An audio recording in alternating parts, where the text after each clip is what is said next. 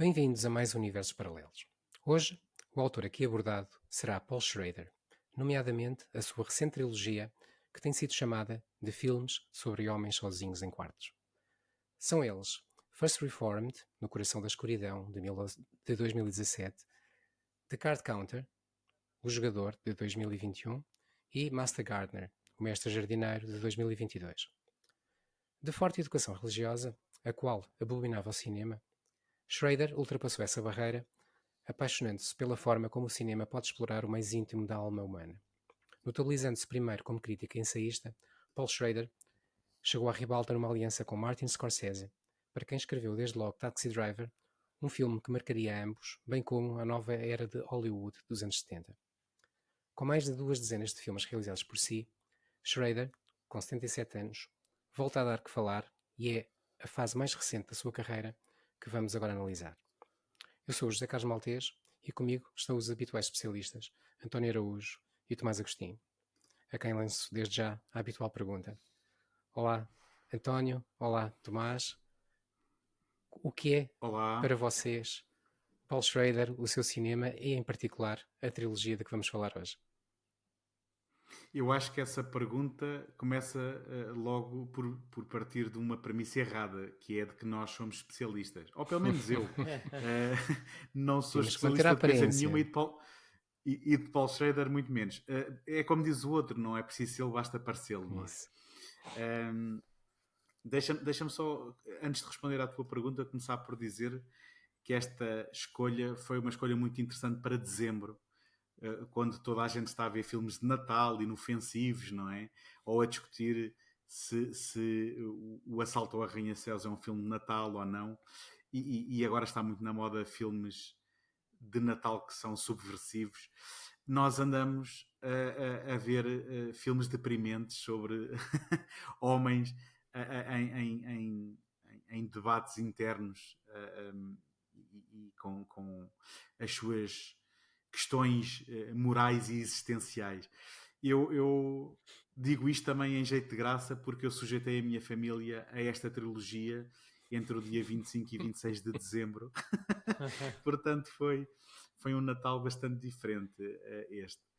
Mas antes de falar disto, eu vou repetir aqui também uma coisa, em resposta à tua pergunta, que já disse aqui noutros programas, que é este é um daqueles programas que, muito embora me interesse muito a carreira, a filmografia do Paul Schrader e em especial estes 3 filmes, eu sinto que hoje estou aqui mais para aprender com vocês do que propriamente para ser eu a dizer realmente alguma coisa de relevante e interessante, porque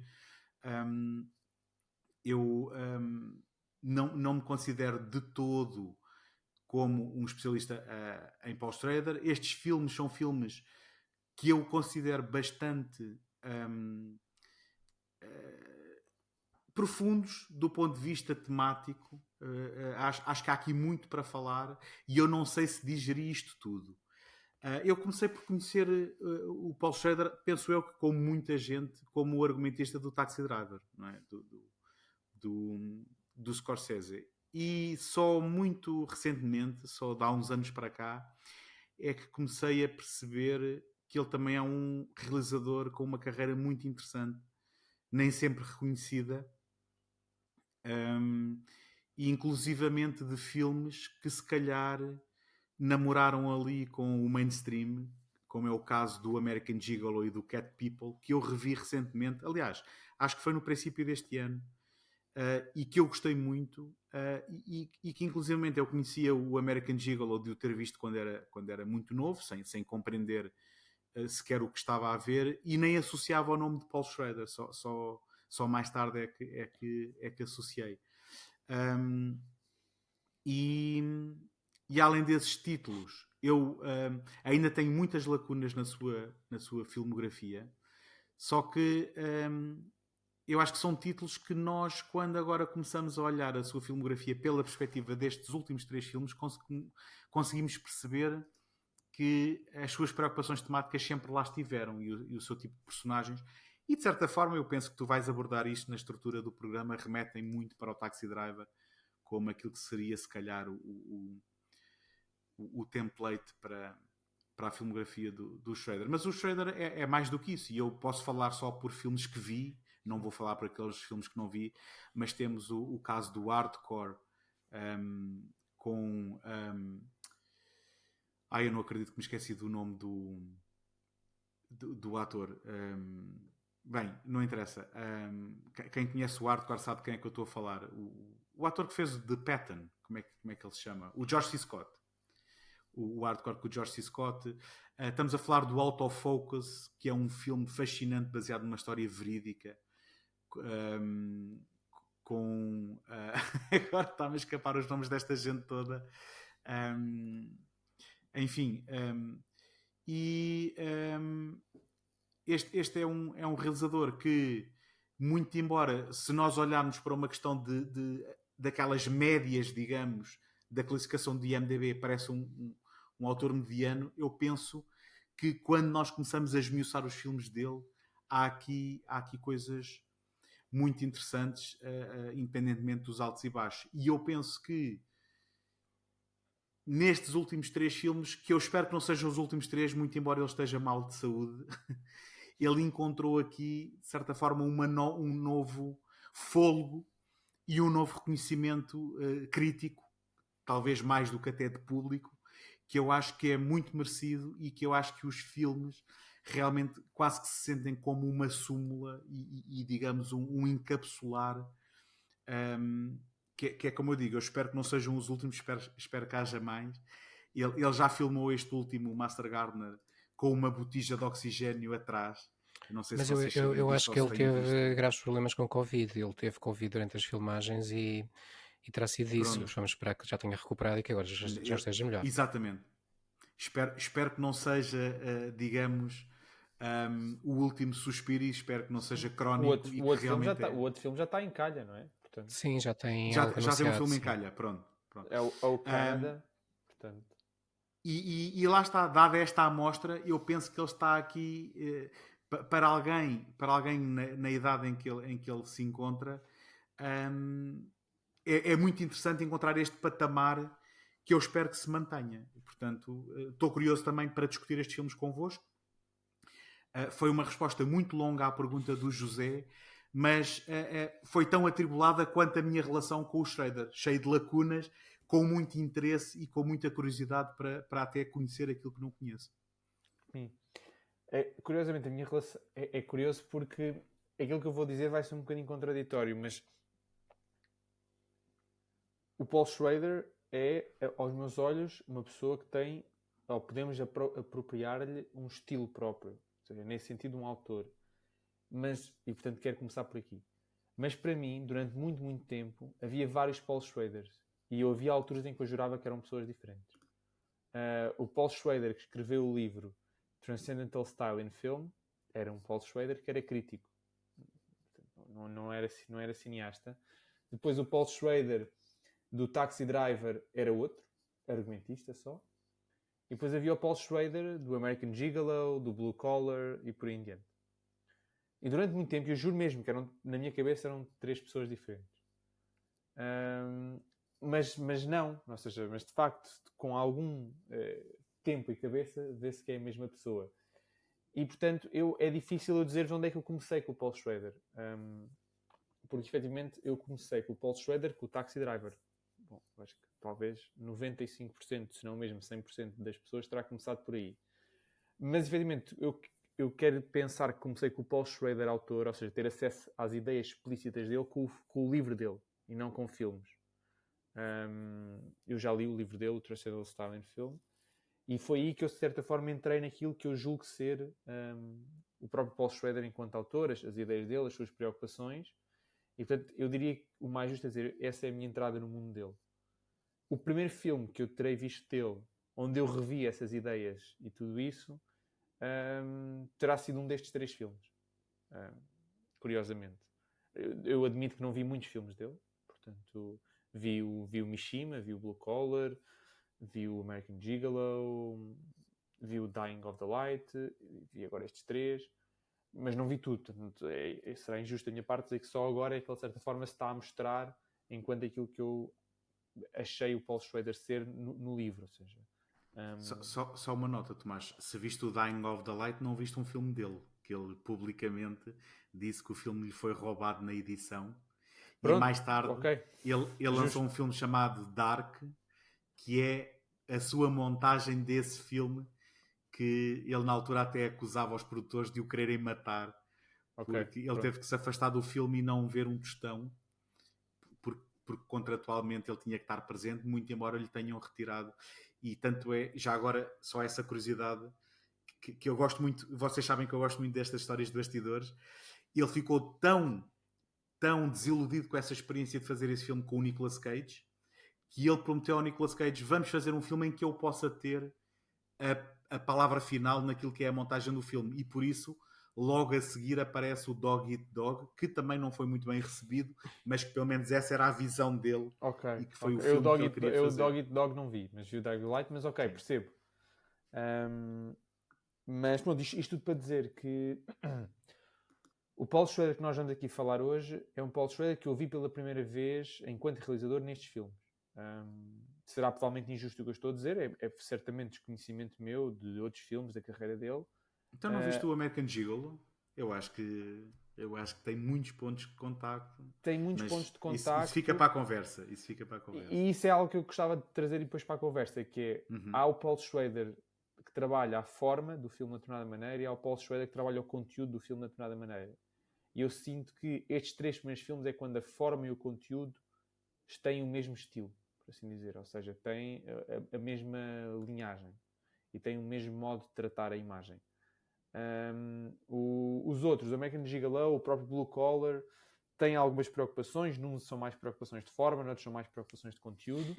Mas eu senti que nestes 3 eram os primeiros em que eu senti que havia um grande casamento entre a forma e o conteúdo. E isto sempre, ou seja, isto é isto que eu quero referir. É sempre partindo deste pressuposto que há uma framework teórica da qual ele parte e da qual ele faz parte, que é esta ideia do Transcendental Style in Film ou filme transcendental. Pronto, que se der também é incorreto metê-lo nessa caixinha. Eu estou só a propor essa leitura, dado os 3 filmes que vamos falar hoje, e dado o livro que ele próprio escreveu e assinou sobre o assunto, e no qual eu acho que ele se insere. Portanto, E isso é além sempre disso, tendo em conta premissa isto. para o próprio programa, não é? Foi daí que nós Exato, ou seja, partimos. Portanto, essa vai ser a tese que nós vamos explorar. Exatamente, pronto, eu quero sempre mencionar isto, que tudo o que eu estou a dizer parte deste framework e está enquadrado nisso. Portanto, isto não quero reduzir e não quer dizer que ele não tenha feito outras coisas diferentes, etc. Mas para o efeito deste programa, é isso que eu quero dizer. E, portanto, sinto que estes 3 filmes, na verdade, são pela primeira vez quando ele faz esse casamento. E são filmes muito interessantes, tanto do ponto de vista do conteúdo como do ponto de vista da forma, e são sobretudo interessantes tendo em conta, mais uma vez, esta tese dele, do cinema transcendental, que é uma tese que eu espero que tenhamos agora a oportunidade de discutir um bocadinho antes de entrarmos nesse filme, porque acho que é importante dar o devido contexto. É algo que não é totalmente óbvio, o que está em causa, e acho que é importante, pronto, eu sei que o José vai falar disso. E em nome dos nossos ouvintes, eu agradeço esse contexto, porque eu não li o livro, nem estou familiarizado com o conceito do cinema transcendental, muito embora conheça os nomes que são referenciados, alguns Sim. mais do que outros, mas não, também eu estou aqui para aprender o que é isto do cinema transcendental convosco. E é um conceito extremamente interessante e que está a par com um conjunto de outros autores que pensaram o cinema. E é muito interessante o que ele tem a dizer sobre esses 3 realizadores que, pronto, de certa forma, ele chama os pais do cinema transcendental. Ele depois lançou até uma segunda versão do livro com mais autores. Também podemos falar um bocadinho disso. Mas pronto, resumindo e concluindo, antes de passarmos à frente, de facto, o meu primeiro contacto com o Paul Schrader, que eu considero o Paul Schrader que vamos falar hoje, foi o livro, não filmes. E depois estes filmes. Olha, eu estou a ver que dos 3 sou aquele que conhece menos filmes de Paul Schrader. Eu, para mim, era um pouco como o Tomás estava a dizer há pouco, havia 2 Paul Schraders, havia o argumentista do Martin Scorsese e havia o realizador do qual eu fui conhecendo um ou outro filme. Lembro-me principalmente, sim, dos mesmos que o António também já referiu, que são o American Gigolo e o Cat People. Acho que o Cat People teve assim um hype comercial até bastante interessante nos anos 80 e eu lembro-me de eu ter gravado a altura em VHS e ter lá a minha caixinha com aquelas capas da TV Guia E eu era muito fã da Natasha Kinski e portanto, gostei muito daquele filme que eu não vejo há... Eras tu, E to- eras tu e o Schrader. Eras tu e o Schrader. Não sei se vocês sabem das histórias, mas ele envolveu-se com ela e, Pronto, inclusivamente, prerrogativa do foi diretor. Eu ter. não cheguei a tempo, eu não cheguei tanto, eu só vi o filme. Eh, e, e passou-me um pouco por aí e não eram filmes que me fizessem pensar muito na altura. E quando eu comecei a associar o nome Paul Schrader aos argumentos de alguns filmes do Scorsese, como são o Taxi Driver, o Raging Bull, A Última Tentação de Cristo, uh, podia citar mais um que é o Bringing Out the Dead, que é um filme de que eu nunca gostei, mas que é verdade, nunca gostei. Uau, uau, uau! Sério? Mas Eu adoro que é esse mais filme. um dos filmes escritos para o Scorsese e Aliás, um filme que dialoga com o Taxi Driver mais sim, uma sim, vez. sim, sem dúvida, sem dúvida. Ehm, Achei-o demasiado alucinogénio e coisa que também não está Não afastada estou a do Paul perceber. Schrader porque E estás a falar disso como se fosse uma coisa à parte. mas enfim, e foi um pouco por aí, e por essa razão, se calhar, nunca me senti tentado a procurar filmes realizados pelo Paul Schrader, porque para mim tinha como que o seu melhor era a escrita que ele fazia para outros, nomeadamente para o Scorsese. Claro, foi grande o meu espanto quando fui ao cinema ver o First Reformed. E se hoje já são poucas as vezes, eu sou desses velhos do Restelo, que já são poucas as vezes que saio do cinema, boquiaberto, a dizer o que é que eu vi aqui, que espanto, a magia do cinema está de volta. Nesse filme acho que fiz isso e saí felicíssimo, espantadíssimo com o que vi e se calhar disse para mim, vou esperar que ele faça mais dois como este e depois gravamos um Universos Paralelos. Talvez não tenha dito tanto. Até porque o Universo Paralelos ainda não existia nessa altura. Mas foi realmente um choque pela positiva. E a partir daí interessei-me ainda mais pelo Paul Schrader, pelas suas ideias, por aquilo que ele tinha a dizer, a forma como ele pensava o cinema, quer nas entrevistas, quer sobretudo no livro, não é? E o livro que o Tomás já falou e que nós vamos usar aqui um pouquinho também como ponto de partida. Até porque o livro teve uma edição em português recente, salvo erro do ano passado. Não me lembro se Sim, ele estava pelas traduzido em edições português antes, 70. mas penso que não, foi a primeira vez. Não. É Exato. tradução inédita. Então, só por causa disso, acho que merece estarmos aqui a mostrar a capa. Para quem ainda não tem o estilo transcendental no cinema de Paul Schrader. Este livro que é já uma nova edição com textos que se adicionam à edição original, mas onde o Paul Schrader aborda principalmente a cinematografia de Ozu, Bresson e Dreyer como os pais do tal cinema transcendental, do estilo transcendental.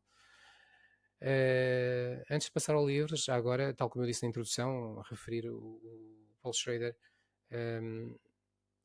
sofreu, vamos dizer assim, sob o risco de ele começar a receber atentados, sofreu de uma educação religiosa muito forte, onde ir ao cinema era pecado. Ele foi educado como calvinista, mais tarde reconverteu-se para episcopaliano. Hoje ele diz que é cristão, mas não segue uma confissão com como se diz, de uma maneira muito afincada, Com rigor. exato, Com rigor, não é? rigorosa, está um pouco acima um, dos ritos ou dos preceitos de cada uma delas. No entanto, ele nunca negou o peso da sua educação cristã, o peso do papel da culpa, da expiação do pecado, do que é o pecado, do peso que tem sobre o ser humano. E isto são temas que estão sempre presentes na obra de Paul Schrader. Mas passando então ao livro ou alguns conceitos que eu acho que são importantes definir para aqui, o livro começa com esta edição que eu estava a falar, a edição mais recente, começa com um longo artigo sobre aquilo que ele chama o slow cinema. E eu estava a ler o artigo, já tinha visto, obviamente, alguns dos filmes desta trilogia, não tinha visto talvez o terceiro porque só o vi muito recentemente. E era engraçado que eu estava a ver estava a ler o Schrader a dar exemplos de filmes de outros autores para explicar as suas ideias, e eu estava a ver os exemplos dos próprios filmes dele, onde isto era evidente. E ele começa por falar, então, como eu dizia, de slow cinema, e dá um número enorme de autores. Slow cinema que ele diz que foi principalmente explorado e desenvolvido e cristalizado pelo Andrei Tarkovsky, e hoje há muita gente a fazê-lo, onde ele dá uma ideia muito simples, que é a seguinte. Ele diz, chamamos slow cinema a todo o cinema que tem cenas que se prolongam um pouco para lá daquilo que seria necessário no cinema convencional ou comercial. O slow cinema não tem que ser um cinema que tem cenas de 8 minutos de vacas a passar no ecrã, como faz o Bellatar. Pode ser simplesmente o seguinte: temos uma pessoa que sai por uma porta, a porta fecha-se. Normalmente o que vemos a seguir é um corte e vemos do outro lado a pessoa a andar. Mas imaginemos que o realizador não faz isso, e o que nos dá é mais 3 segundos da porta fechada. Pode não parecer muito, são só mais 3 segundos, mas é o suficiente para causar estranheza no espectador. Porque ficamos a olhar para a porta e dizemos: porquê que não vemos o outro lado? Porquê que estamos a olhar para a porta? Vai entrar mais alguém? Afinal é a porta que conta e não quem saiu. O que é que estamos a ver? Precisamos de pensar mais alguma coisa? Está aqui alguma coisa em que temos que dar atenção? E então a conclusão a que ele chega é que, por irónico que pareça, ou por contraditório que pareça, o cinema lento, o slow cinema, é aquele que exige mais do espectador, é aquele que põe o espectador a pensar e a dialogar com o filme. Um filme muito rápido, um filme de ação, por exemplo, ou com cortes de terço de segundo em terço de segundo, com muitas coisas a acontecer no ecrã ao mesmo tempo, não nos deixa pensar, porque não temos tempo. Estamos a ver tanta coisa a acontecer que conseguir ter os olhos abertos e ver o que está a passar no ecrã já é suficiente. Não conseguimos pensar. Um filme lento dá espaço para o espectador, e a partir daí cada pessoa que vê um filme tem um diálogo diferente com o filme, que é muito pessoal, e o que faz com que o slow cinema seja exigente a nível do espectador. Ele depois define o cinema transcendental como sendo apenas uma pequena parte do slow cinema. O slow cinema pode ser muitas outras coisas. Quanto ao cinema transcendental, o que é isso? Eu, se calhar, vou tentar ler aqui uma passagem onde ele diz: o estilo transcendental tenta maximizar o mistério da existência, abstendo-se de todas as interpretações convencionais da realidade. Realismo, naturalismo, psicologismo, romantismo, expressionismo, impressionismo e, finalmente, racionalismo. Claro que o livro é longo e não se vai definir num parágrafo, mas este foi aquele que me ficou como aquela ideia fundamental do que é que nós podemos encontrar neste cinema a que o Schrader chama transcendental. Ou seja, é o afastar-nos daquilo que são as razões, os racionalismos, as inferências normais que nós tiramos de psicologia, de comportamentos pessoais, individuais das personagens, tirar tudo isso de lado, e se nós retirarmos tudo isso de uma pessoa, o que é que fica? Segundo o Schrader, o que fica é aquilo que nós todos temos em comum, que é esse lado transcendente, esse lado existência da alma humana, seja lá isso o que for. E segundo o Schrader, a arte sempre o fez, e nós estamos habituados a ver isso, por exemplo, na pintura, como sendo muitas vezes algo que procura mostrar-nos a alma humana, os sentimentos humanos, e que está alheia a momentos muito definidos de quem é aquela pessoa. Quando nós vemos um quadro, mesmo que seja um quadro de uma personagem conhecida, sei lá, uma personagem religiosa, nós não nos estamos a preocupar se o que é que aquela pessoa fez naquele dia, comeu naquele dia ou está a pensar naquele dia. O que nós vemos naquele quadro são valores universais. E é esse transcendente que ele diz que também é possível no cinema e que lá está, Ozu, Bresson e numa menor extensão o Dreyer conseguiram e definiram mais do que ninguém. Pronto, isto são conceitos um bocadinho secos e eu gostaria que vocês enriquecessem isto com melhores exemplos ou melhores definições até. Não sei se têm algo a dizer. Eu espero que o Tomás tenha. Tomás, és tu que o transcendental da família. Vamos a isto. Acrescentar aqui algumas coisas. Primeiro, sublinhar que este livro, bom, para além de extremamente interessante, é um livro fundamental numa certa compreensão do cinema e falo de uma maneira totalmente não académica. Ou seja, se formos a ler o livro, é um livro que não tem uma escrita académica, ou seja, não está preocupado com citações, não tem jargão, não tem conceitos filosóficos completamente confusos. Na verdade, nós estamos a falar, e é de facto um livro difícil, tem conceitos difíceis, mas a maneira como ele foi escrito dá claramente a ver que foi escrito por uma pessoa que não é um académico. E isso é bom, é algo extremamente positivo. E durante este livro tem essa grande vantagem, tem também a intenção de se enquadrar numa certa teoria do cinema e sobretudo numa teoria da arte. Não é por acaso que lá mais para a frente, ao longo do livro, faz equivalências entre os três realizadores que ele analisa em grande profundidade e um certo tipo de arte. Faz uma equivalência entre o Bresson e... desculpem, tenho que vir aqui, é isso, entre o Bresson e a iconografia bizantina, entre o Dreyer, a arquitetura gótica, e o Ozu e as artes de Zen. E isto é, portanto, obviamente, uma tentativa de inserir o cinema e este estilo de cinema, que para ele é o estilo mais alto que pode haver no cinema, na história da arte e também uma espécie de validação do próprio cinema enquanto arte. E isso é a primeira coisa que eu quero fazer com este livro. A segunda é tentar, obviamente, incluir este livro numa certa tradição de escrita teórica sobre cinema, nomeadamente ontologia do cinema. Algo que até ao dia de hoje ainda não foi propriamente bem conseguido, de certa forma um livro relativamente renegado dentro da academia, erroneamente, sem dúvida, porque o livro está extremamente claro, bem estruturado, tem história, tem metodologia, no fundo oferece tudo o que é preciso para uma pessoa conseguir identificar os pontos fundamentais deste estilo transcendental do cinema.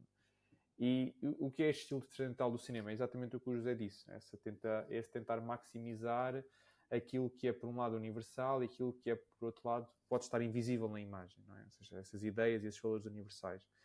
E ele de facto diz que a única maneira de fazer isso é recorrendo àquilo que ele chama de táticas não expressivas.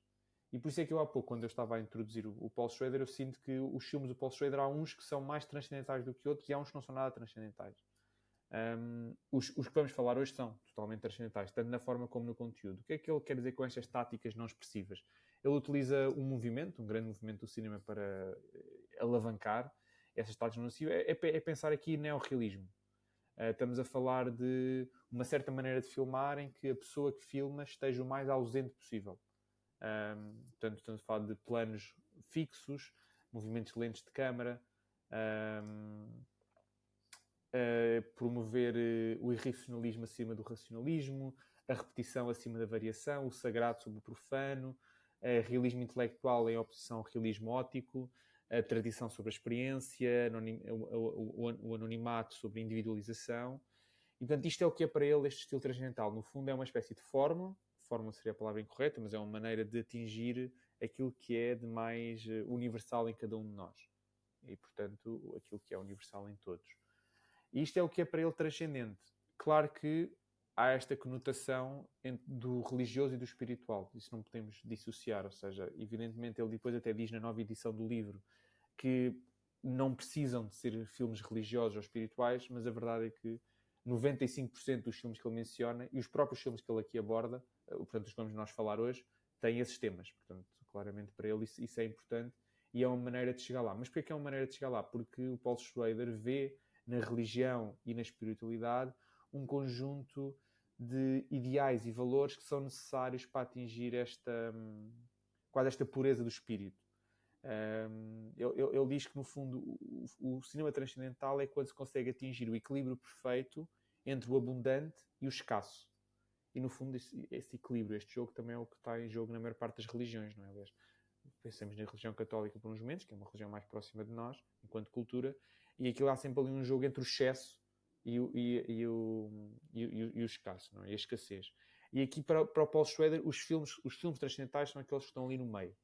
Entre não são demasiado abundantes, ou seja, não têm excesso de elementos narrativos, não têm excesso de elementos e dispositivos técnicos, não têm um excesso de planos, etc. Mas, por outro lado, também não são escassos, como ele, por exemplo, aponta os filmes experimentais ao cinema avant-garde, que é um cinema que é, por exemplo, escasso na narrativa. Então, o Paul Schrader não pode ser nenhum dos extremos. Não pode ser nem um cinema muito abundante, seria o equivalente hoje em dia aos blockbusters, nem um cinema escasso, que é uma espécie de cinema experimental ou cinema documental, que não dá o suficiente, segundo o Paul Schrader, não dá o suficiente ao espectador para entrar na imagem e, portanto, para se posicionar aqui neste estilo transcendental. E, portanto, os filmes que interessam ao Paul Schrader neste contexto são os filmes que estão ali no meio. E para ele há 3 grandes realizadores que o fizeram, não é? O Ozu, o Bresson e o Dreyer. E, como já disse, o Dreyer em menor grau, simplesmente porque o Dreyer nunca se comprometeu totalmente com o estilo, com a forma. Tem as questões do conteúdo, os valores, os ideais, mas a forma dele é uma forma, segundo o próprio Paul Schrader, mais abundante do que deveria ser um cinema transcendental.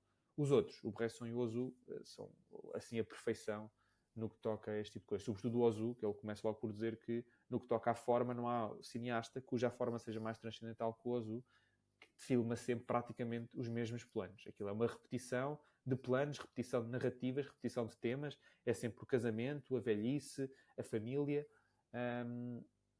Portanto, não há cineasta mais transcendental na forma para só na forma, não é forma e conteúdo, na forma do que o Ozu, que trabalhou sempre os mesmos planos, eram sempre filmados à mesma altura. Ele até diz que é a altura de quem reza, não é? Porque a câmara parece estar sempre à altura de quem está de joelhos. E, portanto, o Ozu começa, aliás, a análise começa pelo Ozu, depois passa para o Bresson. Aí, sobretudo no conteúdo, na maneira como o Bresson ataca estas questões, sobretudo o pecado, a expiação, etc. Coisa que o Ozu não pega tanto, é porque o Ozu é um cineasta oriental, não é? O Bresson aqui é um cineasta ocidental, e portanto a questão da religião católica está muito mais presente no Bresson do que estaria no Ozu. E o Dreyer é um bocadinho um acrescento, um complemento, algo do que poderia ser, mas que, segundo o próprio Paul Schrader, nunca chegou a ser. Nesta segunda versão do livro, ele acrescenta outros realizadores que o próprio Paul Schrader, de certa forma, fecha um ciclo entre forma e conteúdo, entre esta forma de filmar muito sintética, muito minimalista, muito escassa, e depois o conteúdo, não é? Ou seja, que estas questões, estas ideias universais de espiritualidade, de religião, mas não só, não é? Ou seja, de expiação, de culpa, o que vemos também nestes 3 filmes do Paul Schrader, e aí ele junta o Tarkovsky, junta o Bergman, junta o Belatar, e juntam tantos outros nomes. E, portanto, este livro é fundamental para compreendermos, a meu ver, e acho que o José também lançou isso por essa razão, não é? Para compreender estes 3 filmes que nós vamos falar, porque eu acho que sem este framework estes 3 filmes são coisas diferentes e podem parecer mais fracos do que eles realmente são. Por último, queria só dizer uma coisa muito, muito rápida, que é, estamos aqui a falar de estilo transcendental, mas ele, na verdade, oferece uma espécie de forma como atingir esse estilo transcendental. E há 3 passos fundamentais, segundo o Paul Schrader. O primeiro eu vou dar os temas tal como ele os dá, não é? Dia a dia, disparidade e estasis. E dia a dia é muito simples. O filme tem que ser, sobretudo, sobre cenas banais do cotidiano. Não pode haver nada transcendental na maneira naquilo que é filmado. Ou a existir tem que ser apenas apontamentos, como aliás vemos no First Reform, aquela cena alucinogénica. O resto tem que ser tudo banal, do mais realista, do mais dia-a-dia e cotidiano possível. O segundo passo é disparidade, ou seja, tem que haver uma expressão visual de desunião clara entre o protagonista e o seu ambiente, ou seja, de insatisfação, desespero, angústia, problemas existenciais, mas tem que haver um grande afastamento entre a maneira como o eu ou o protagonista se relaciona com o mundo. Vemos isso, mais uma vez, nos 3 filmes que vamos discutir hoje e nos filmes praticamente todos do Bresson e do Ozu. Há sempre um descolar daquela realidade. E, portanto, esse é o segundo passo, a disparidade. E, por fim, a estasis. Ou seja, a estasis é, de certa forma, o congelar do momento, que é o que, segundo o Paul Schrader, se os 2 primeiros passos forem conseguidos, este terceiro passo é o que permite entrar na imagem. E em que é que isto se materializa? Os tais planos longos, a tal economia da imagem, as narrativas relativamente simples e reduzidas, e isso é o que, segundo o Paul Schrader, este terceiro passo, que é o da estasis, é aquilo que permite um momento congelado no tempo para contemplar o transcendente. E é isto, é o estasis, segundo ele, que é o tal equilíbrio entre o abundante, que eu falava há pouco, e a escassez. E este terceiro passo, a estasis, é o que permite chegar ali ao meio. E quando estamos no meio, conseguimos então entrar na imagem, entrar no tal transcendente, entrar no fundo, aquilo que parece que o Paul Schrader pretende, entrar na alma humana, ou no espírito humano. E, portanto, é isto. E acho que, pronto, tendo em conta estes passos, esta noção de transcendental segundo o Paul Schrader, acho que estes 3 filmes que vamos agora aqui falar podem ganhar, ou deviam ganhar, outros contornos. Acho que o próprio Paul Schrader pretende que esta trilogia se insira totalmente no estilo transcendental. Algo que eu duvido que ele tenha tido essa intenção quando fez outros filmes. Não estou a dizer que são os únicos filmes nos quais se inseram totalmente neste estilo, mas a meu ver são os que mais se inserem nesse estilo. Pronto, agora sim que falei um bocadinho mais, desculpem lá. Não, falaste muito bem. Gostei imenso de ouvir. António, queres acrescentar alguma coisa ou avançamos? Absolutamente nada. Então, eu também deixo só a minha vénia. Avancemos então. Sim, muito boa a exposição do Tomás. A ideia, quando eu escolhi este tema, era exatamente esta: era de olhar um pouco para este livro, para as definições e para os conceitos que o Paul Schrader nos trazia, teoricamente, e depois ver a sua aplicação na prática pelo próprio realizador, porque me parece que é isso que acontece nos filmes que vamos abordar daqui a pouco. É como se seja a passagem à prática de algo que já era conhecido e descrito pelo autor há muito tempo, primeiro teoricamente na forma de um livro e olhando para a obra de outros, e depois com o menor impacto na sua própria carreira, chegando a um momento em que está a 100% na sua obra, como se ele tivesse aberto as comportas e deixado finalmente que tudo se ligasse e tudo isto resultasse nos filmes. Mas antes disso... A única coisa que eu acrescento é que eu acho que isso foi totalmente assumido por ele. Tanto quanto eu entendo, por alturas do First Reformed, ele em entrevistas assumia faz sentido. que isto era, digamos, a sua não sei se tentativa é a palavra correta, ou o seu contributo para este estilo. E, portanto, não somos nós que estamos a descobrir, digamos assim, claro. a roda, no sentido em que acho que foi mesmo uma intenção declarada do autor. Sim. Antes de tudo isto, melhor, antes destes filmes, houve um filme que projetou o Paul Schrader, que foi, como nós já aqui falámos, o Taxi Driver, de Martin Scorsese, que eu gostava de chamar aqui um pouco à conversa, por achar que temos aqui já uma espécie de template, se não da forma, não havia interesse explícito do Scorsese neste tal cinema transcendental, mas pelo menos no tipo de protagonista que depois iria ser o protagonista usado pelo Paul Schrader tantas vezes. E estou a falar de um protagonista que está num caminho de autodestruição, que mostra comportamentos que vão miná-lo a si próprio, vão estar conscientemente ou inconscientemente, vão resultar contra si próprio. Que parece carregar uma certa culpa ou um certo mal-estar em relação à sociedade onde vive, e que vai sentir uma espécie de necessidade de redenção, a qual poderá ser atingida, seja por violência, geralmente numa catarse violenta, onde o próprio sacrifício é parte dessa redenção. Isto acontece no Taxi Driver, um filme muito marcante a vários níveis, e Eu li, embora eu não os conheça, além do American Gigolo, li que também filmes como o Light Sleeper e do Walkers partem um pouquinho destas ideias. Temos sempre um protagonista em voz off, é algo que vem também na tradição do cinema noir, e não só, que nos vai dando a conhecer o seu pensamento e que nos vai dando a perceber desde o início que algo não está bem. E, e passo-vos a palavra. Vocês veem este template no Taxi Driver? Já agora, então, aproveito para falar também um bocadinho neste programa. Primeiro, com uma curiosidade, que o The Walker, que eu também não vi, supostamente foi escrito como uma sequela do American Gigolo.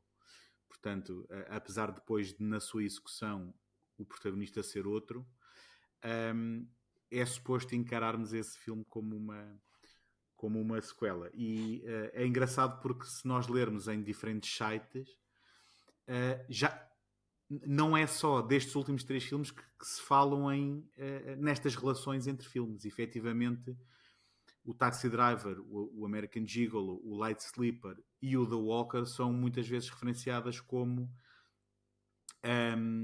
filmes com ligações temáticas, não é? Aquelas chamadas trilogias temáticas, neste caso uma tetralogia temática, de protagonistas que vivem sobretudo à noite, e que têm efetivamente esses caminhos de redenção. Redenção é uma palavra que eu acho que também vai ser aplicável, e lá está, por isso é que tu chamaste aqui o Taxi Driver, vai ser também chamada à conversa para os filmes que estamos aqui a tratar. Eu acho que já muito se falou do Taxi Driver. Eu concordo que esta é a semente de onde germina, se não a sua carreira toda, pelo menos esta carreira, ou esta fase da carreira que parece culminar com esta última trilogia. Mas havia uma coisa que eu queria trazer aqui para a conversa, que é o final do Taxi Driver. Muitas vezes eu penso que a nossa memória tem tendência para se esquecer desse pormenor, mas acaba com aquilo que aparenta ser uma redenção total do nosso protagonista, em que ele acaba por ser encarado como um herói pela sociedade, que é um final que eu não tenho 100% de certeza se é um final que a gente deve encarar como facto, não é?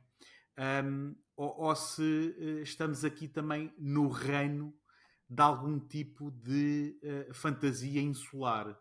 Eu não sei se vocês alguma vez tinham encarado desta forma. Aquilo, para mim, eu fiquei sempre dividido entre 2 leituras, que era um final que seria irónico e uma sátira, digamos assim, de certa forma, daquilo que é a perspectiva externa perante aquela personagem, ou então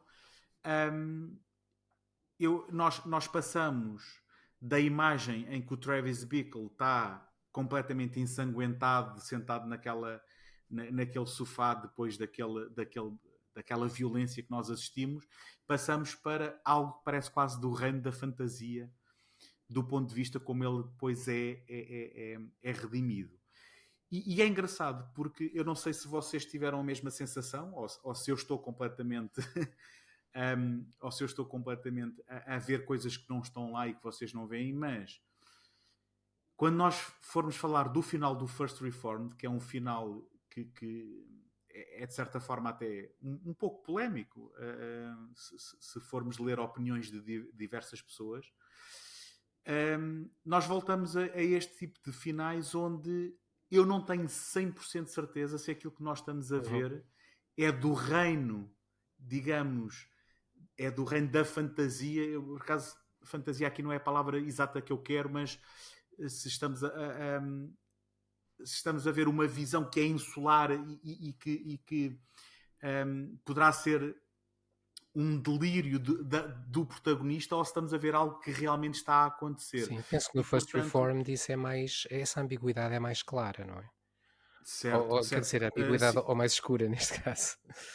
Tu estás a dizer mais clara da trilogia ou em comparação não, com o Taxi Driver Driver, também? que essa ambiguidade nota-se que que é mais explícita, pronto, vou dizer assim. Certo, certo. Pronto.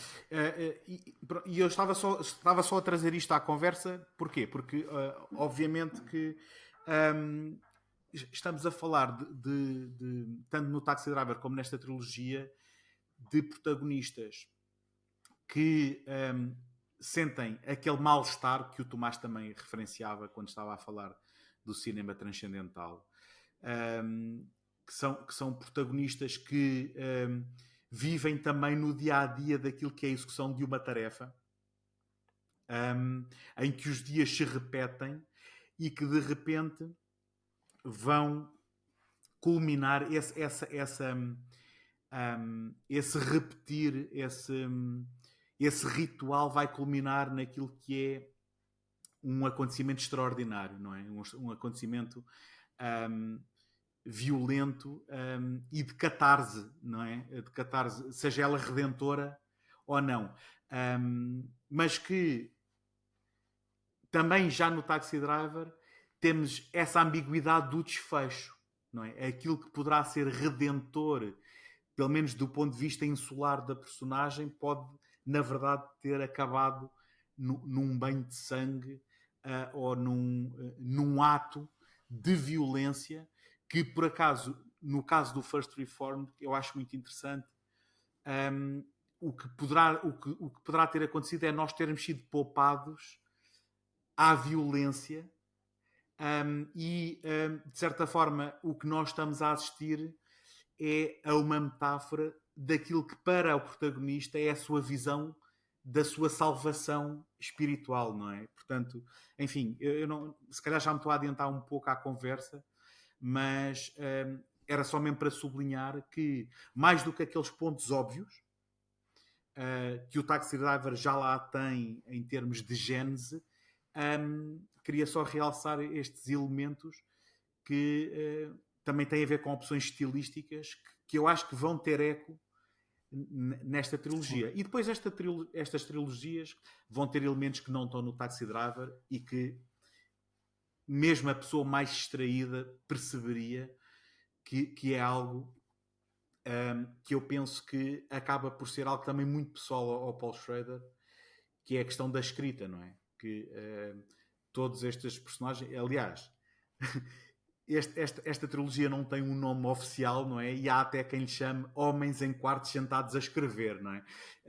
Mas que é engraçado o uso do diário, do diário enquanto, digamos, o caderno onde nós escrevemos os nossos pensamentos no dia-a-dia, mas que eu penso que, na verdade, é o Paul Schrader a dizer que, se calhar, também através da escrita, nós temos um processo dessa tentativa de purga, de expiação e de redenção.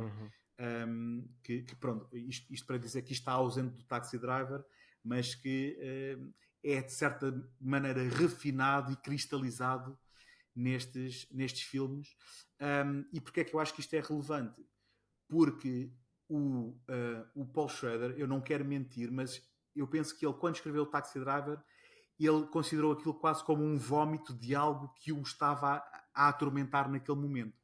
Portanto, não é só uma obra totalmente de ficção que ele cozinhou para efeitos de entretenimento da sétima arte, mas sim, aquilo foi quase uma purga dele, daquilo que era um mal-estar também dele.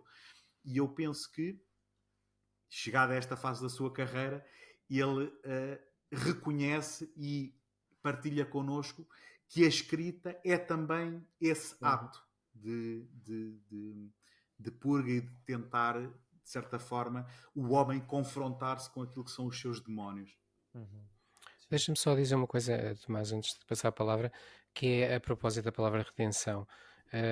Para quem nos esteja a ouvir, as pessoas, cada qual terá a sua ideia do que é uma redenção, mas eu acho que o mais importante aqui nestes filmes não é olhar para a redenção do ponto de vista clássico, do herói clássico que tem de fazer algo para parecer bem aos olhos da humanidade ou aos olhos do espectador do filme.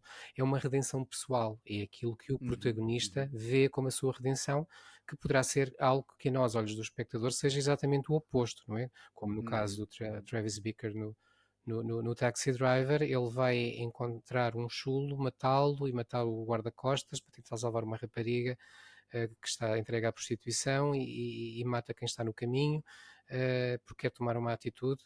E já antes disso pensou ou tentou matar um político e isso são aquilo que para ele era uma redenção, porque ele queria limpar o mundo.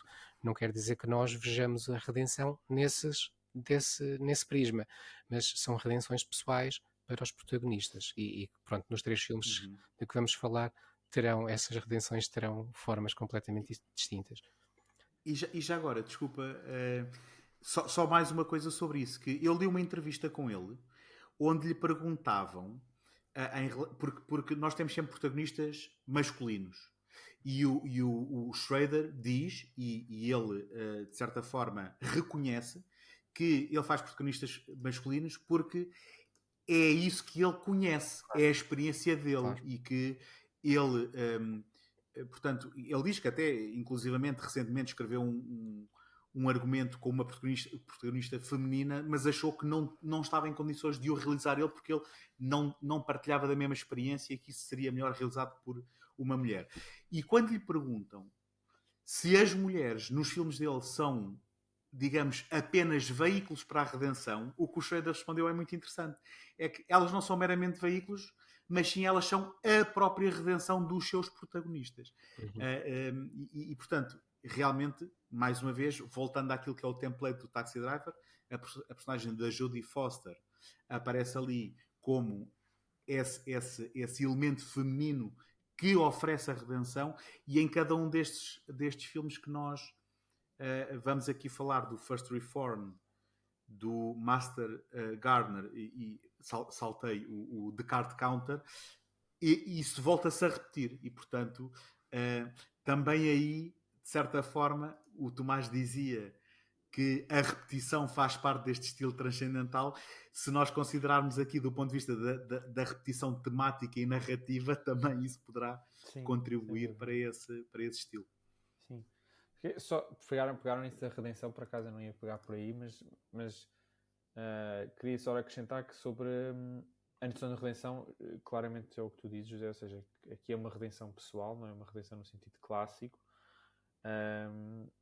E mais do que isso, é muito curioso, porque estes 3 protagonistas, estes 3 filmes são protagonistas ascéticos, no sentido de privação de uma série de coisas, de privação de bens materiais, de privação de prazeres sensuais. Aliás, no First Reformed há uma cena relativamente interessante, aliás, bastante interessante, na verdade, quando o personagem do Ethan Hawke, não é? O Reverend Toller, exatamente, está a comer sushi. E podemos vir falar dessa cena, mas acho que essa cena é uma das cenas muito boas e que diz algo sobre o que eu vou agora dizer. Mas, então, são protagonistas com um certo perfil, chamemos-lhe assim. E esse perfil dá aso à redenção, ou seja, é quase como se houvesse um caminho que o Schrader propõe para a redenção pessoal de cada protagonista. É quase como se, para conseguirmos chegar à redenção, temos que nos comportar de uma determinada maneira. Não é por acaso que eles todos têm o mesmo perfil. São ascéticos. Mas a verdade é que o final de cada filme mostra-nos que essa redenção não é possível atingir seguindo apenas esse caminho ascético. É sempre preciso uma intervenção externa. Daí a presença das mulheres. Ou, no caso do Card Counter, questiona-se onde está a redenção naquele filme. Se calhar é uma redenção mais à Taxi Driver do que os outros 2.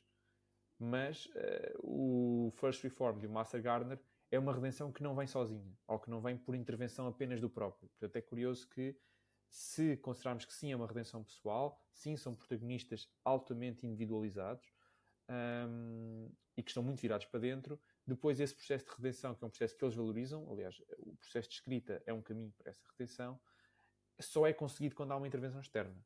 Sobretudo, aliás, no First Reformed é bastante crasso, não é? Se não fosse a intervenção externa da personagem da Amanda Seyfried, muito possivelmente o final teria sido outro.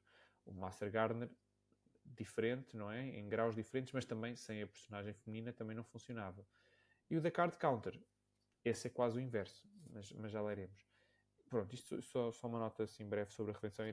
Irei dizer mais qualquer coisa. Eu penso, desculpa, Tomás, só dizer isto. Eu penso que funciona a mesma. É mais subtil, mas depois Sim, nos outros sim. dois é realmente muito mais declarado. Sim. É porque é diferente, porque o final desse filme do Card Counter é quase como se há um voltar ao início, há um fechar do ciclo, não é? Ou seja, ele volta ao mesmo sítio, ao ponto de partida, não é? Neste caso à prisão. Mas com E nos diferença. outros dois, diz? Mas com uma diferença.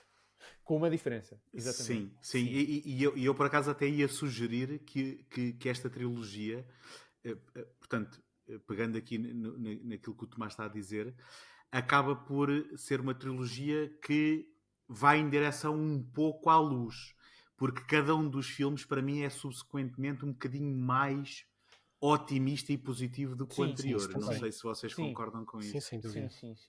Sim, sem dúvida. O que é muito interessante, porque o First Reform é um filme totalmente deprimente e depressivo, apesar da sua excelência. Mesmo o final, mas mesmo o final não é nada não é um esperançoso. final feliz. Não é um final seja, feliz. Tanto quando vimos, ou lá para perceber, ele não morre, mas é eu não sei.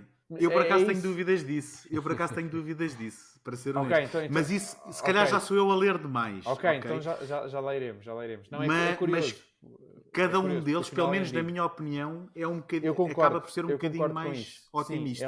Sobretudo o Master Gardener é quase um... Tem um final feliz. É quase para um todos final os efeitos. feliz. Sim. Aliás, eu e os temos clássicos mesmo. Fomos ver esse filme juntos e de facto chegámos ao final até achámos estranho aquele corte quase de conto de fadas.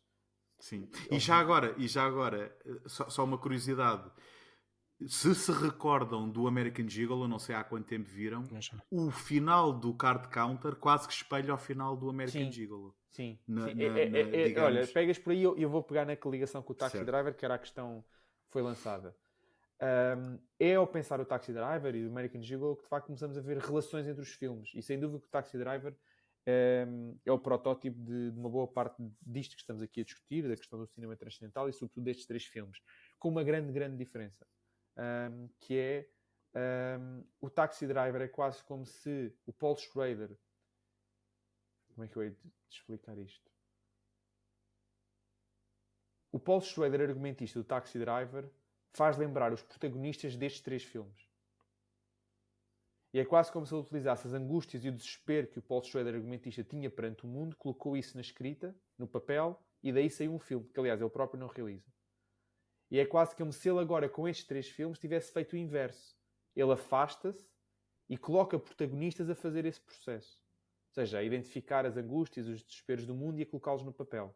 E portanto eu vi muito essa relação do próprio Paul Schrader, que tinha sido protagonista do seu próprio First Reform, chamemos-lhe assim, que é o processo de escrita do Taxi Driver, e depois nestes 3 filmes ele coloca-se à distância, também já está mais velho, se calhar já está, de certa forma, mais em paz com o mundo. Aliás, isso tu disseste, António, esse caminhar para a luz, aqui a luz uma coisa positiva, não necessariamente uma luz da morte, do First Reform, da Card Counter para o Master Gardener, também é um Paul Schrader mais conciliado com o mundo, mais conciliado com a realidade. Então é quase como se eu agora vou escrever sobre o processo ou sobre como é estar desalinhado. Lá está o segundo passo do cinema transcendental, a desunião com o mundo. E no Taxi Driver é quase como se ele próprio estivesse a fazer aquilo tudo na primeira pessoa. E é quase como se os 3 filmes fosse na terceira pessoa. E é tão mais surpreendente porque quando tu vês o First Reformed, tu não imaginas um autor daquele filme a ser esperançoso. Não sei se vocês concordam ou não.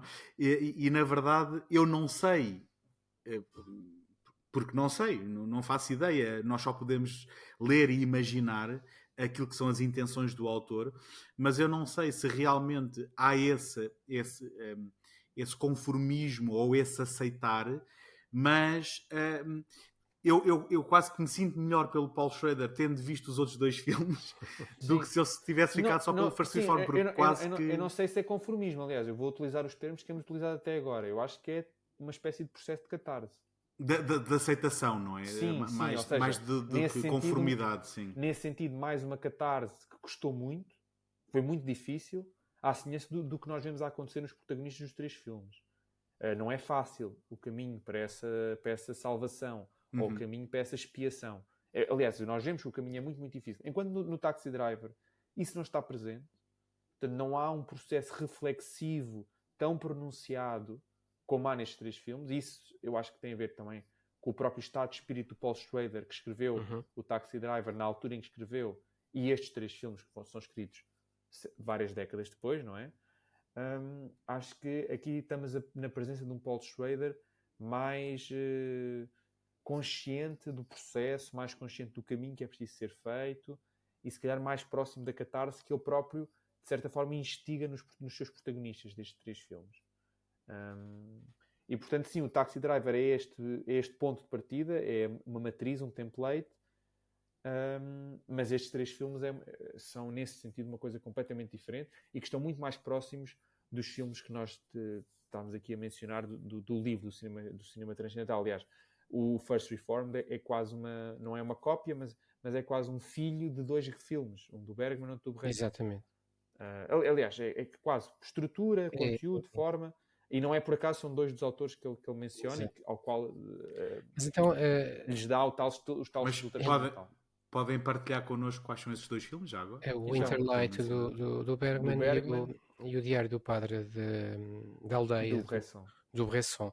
Eu vou mesmo começar por aí, e então, entrando de cabeça, embora já estejamos a fazer isso desde o início, nesta trilogia, aquilo que a une, pelo menos para quem tenta dar um nome, como o António já disse, é o facto de serem histórias confessionais de um protagonista que nos mostra estar a carregar uma qualquer culpa, que não é necessariamente nossa conhecida no início, que procura, mesmo que não o saiba ainda, uma qualquer forma de redenção, que se vai mostrar abalado pela sua inoperância, pela sua impotência perante os males que o atormentam, os males do mundo ou do que está à sua volta, que nos é narrado em voz off à medida que vamos vendo esse protagonista a escrever o seu diário, e que logo aí, e pronto, isto não está no Taxi Driver nem nos outros filmes que falámos, mas está nestes 3, remete imediatamente para, até por termos um padre também no First Reformed, remete imediatamente para o tal filme do Bresson, o Diário do Padre de Aldeia, que é um filme que na forma é muito parecido, onde temos um padre que está a escrever, está a explicar-nos o porquê da sua necessidade de escrever, está a falar-nos do seu dia-a-dia, e tudo isto é espelho deste First Reform. E depois o que ele vai ter em comum com o Card Counter e o Master Gardener é que nós, nestas narrações do dia-a-dia, vamos ter aquilo que é uma hipervalorização de um comportamento bastante ascético, onde o ritual de trabalho, o ritual, o dia-a-dia do protagonista, no caso do First Reform, de um padre, no caso do Card Counter, um jogador profissional, no caso do Master Gardener, um jardineiro, como o nome indica, os detalhes do dia-a-dia impõem uma rotina fixa, rígida, que é vista ela própria como uma espécie de prece, uma oração, o estado natural daquele personagem em relação à vida. É fazer aquela oração diária que é viver essa rotina. A profissão confunde-se com a rotina confunde-se com a tal prece. Se no caso do First Reform disso poderá ser mais explícito, por já estarmos a tratar de um padre, vamos ver que isso depois não muda nos outros 2 filmes. Isto tudo está no filme do Bresson. O Winterlight, o filme do Bergman, entra aqui por outra porta, que é a relação entre o padre e os seus paroquianos, principalmente um casal onde um marido precisa de apoio e uma assistente, chamemos assim, que tem uma ligação com o padre. São espelhos tão profundos que podemos falar quase em plágio, não é? A história é decalcada. As 2 histórias destes 2 filmes são aqui usadas sem grande pudor para criar este First Reformed. Depois a isto soma-se um minimalismo também bastante parkinsoniano, quer minimalismo temático, quer cenográfico, quer de ação. As ações são muito singelas, são muito repetitivas, as cenas são muito simples, como o Tomás disse há pouco, o normal é não haver muitos movimentos de câmara, haver a tal pausa entre planos, haver temas muito curtos e muito. A partir do momento em que nos são dados desde o início, parece que o filme é apenas uma repetição de lugares comuns desses temas, até se calhar aquilo que parece ser inesperado em cada um dos filmes. Só não é inesperado porque se calhar já conhecemos o Paul Schrader e já esperamos, mas se não fosse assim, que é a tal catarse que parece vir explodir com tudo aquilo que foi definido antes e nos apanhará de certo modo de surpresa. Pronto, não sei se concordam com isto como uma espécie de estrutura base para delinear os 3 filmes. Acrescento só, desculpa se me permitem, acrescento só o papel da música nestes filmes. Isto porque, por exemplo, se continuarmos a comparação com o Bresson era um grande apologista do uso exclusivo da música diegética. E aqui não. Portanto, só aqui uma diferença. De facto, o Paul Schrader, embora tenha essas parecenças todas em termos de estilo com o Bresson, é isto que estavas a falar, José, com o qual eu concordo plenamente, ele usa música. Ele usa música não diegética, ele usa música para afetar as cenas. Pronto, nesse sentido tradicional. Mas a música é muito interessante, o tipo de música que usa. É sempre uma música muito simples, muito minimalista, também quase muito repetitiva. Aliás, é muito difícil, para mim pelo menos, se calhar é falta de ouvido musical, admito isso, mas também muito difícil de identificar os diferentes temas ao longo do filme. Aliás, se nós fôssemos a perguntar quantas músicas diferentes é que tem cada filme, já era um exercício difícil. E portanto, pronto, aqui também o papel da música a reforçar essa dimensão ascética. A própria música é uma música repetitiva, minimalista. Uma música que espelha muitas vezes as angústias dos próprios protagonistas. Mas lá está, sem a tal abundância que ele critica, e que é impossível atingir o estilo transcendental com o excesso, com a abundância. A própria música tem que ser moderada, mas também não pode ser a escassez total de música, porque isso levaria a algo que afastaria o espectador e que o impediria de entrar na imagem. Ou seja, se nós formos ver um filme inteiro sem música, criamos logo uma grande distância para com o filme. E já, lá está, como o Paulo Schrader diz, somos incapazes de entrar no filme, entrar na imagem. Portanto, ele usa aqui uma espécie de versão moderada da música, nem de mais, nem de menos. Mas se formos a pensar, estes 3 filmes partilham essas características musicais, chamamos assim.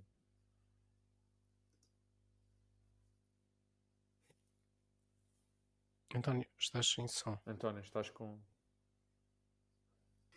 Nós tínhamos dito que era preciso cuidado com os miúdos, podia acontecer isto, mas pronto. Fica aqui e faz parte do episódio. Eu estava a tentar dizer que eu acrescentaria algo que eu gosto muito e que eu se calhar até consigo identificar mais facilmente no The Card Counter e no Master Gardener do que no First Reform, mas que é a utilização destas profissões, destas atividades, como uma metáfora e um paralelismo para aquilo que é depois a própria temática do filme. Nomeadamente no Card Counter, em que é dito que um jogador de póquer é alguém que basicamente tem que ter muita paciência para esperar o momento de agir, não é? Em função do jogo, não é? Portanto, as jogadas são repetitivas, as jogadas são jogadas em que tu estás a gerir ali aquelas apostas de forma a, quando chegar o momento certo, ter de agir para ganhar um pote e uma boa mão. Que é aquilo que o protagonista, de certa forma, espelha aquilo que o protagonista faz ao ter esta vida, não é? Que é ele está pautadamente no dia-a-dia a gerir aquilo que é a sua existência para depois, no final, ter, digamos, aquela intervenção que acaba por ter.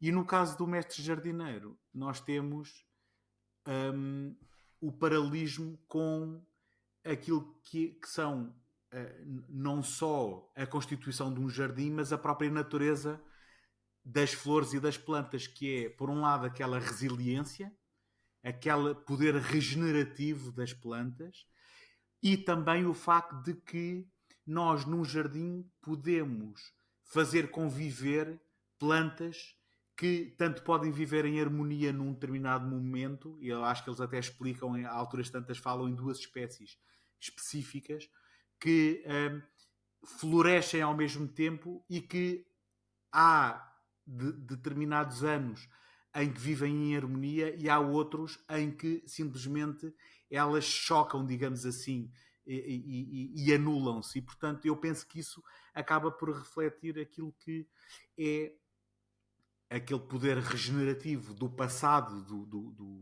do nosso protagonista deste filme, do jardineiro, e também o choque que pode haver naquilo que diz respeito ao conflito, que nós ainda aqui não falámos.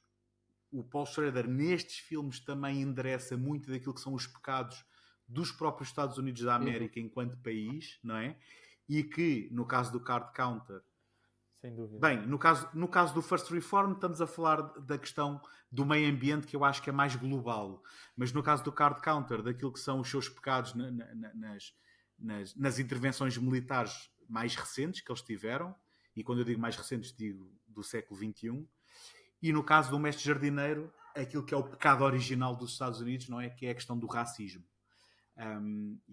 Como nós podemos... dois protagonistas em momentos diferentes tanto podem estar em choque como podem até encontrar uma harmonia, não é? E há uma frase que é muito singela, mas que eu acho que é muito poderosa no Mestre Jardineiro, que é...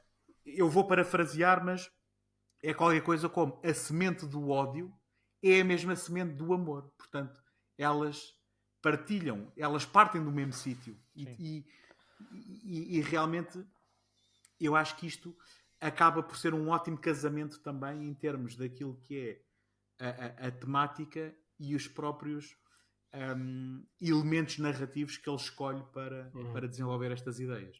Eu concordo e eu lanço esta ideia subversiva que eu acho que, embora o Schrader seja um teórico do tal cinema transcendental e nós acreditemos que ele nestes 3 filmes tentou chegar o mais longe possível nessas ideias, dá depois um pouco uma no cravo e uma na ferradura, porque não só em termos temáticos o cinema transcendental não precisa destes temas e ele aqui acaba por ser bastante específico. Se no diário do padre da aldeia do Bresson o que temos é um padre em diálogo consigo próprio e em diálogo com Deus, no First Reform já não vamos ter isso. O que vamos ter é alguém a dialogar com o que o rodeia, como por exemplo uma companhia que polui o ambiente e é corrupto e mete dinheiro onde pode para que não para limpar o seu nome e etc. E depois vamos ter também no Card Counter a tal crítica aos excessos das interrogações e dos prisioneiros americanos feitos pelos americanos. E no Master Gardener, como o António estava a dizer, a ideia do racismo. Por outro lado, ainda também o António referiu, e mais uma vez vai de encontro àquilo que eu queria dizer da tal batota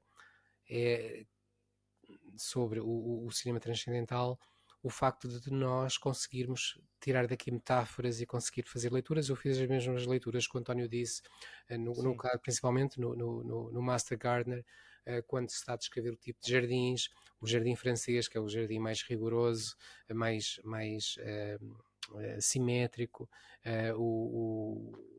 aquela metáfora das sementes que poderão estar adormecidas, mas estão lá e vão germinar mais cedo ou mais tarde.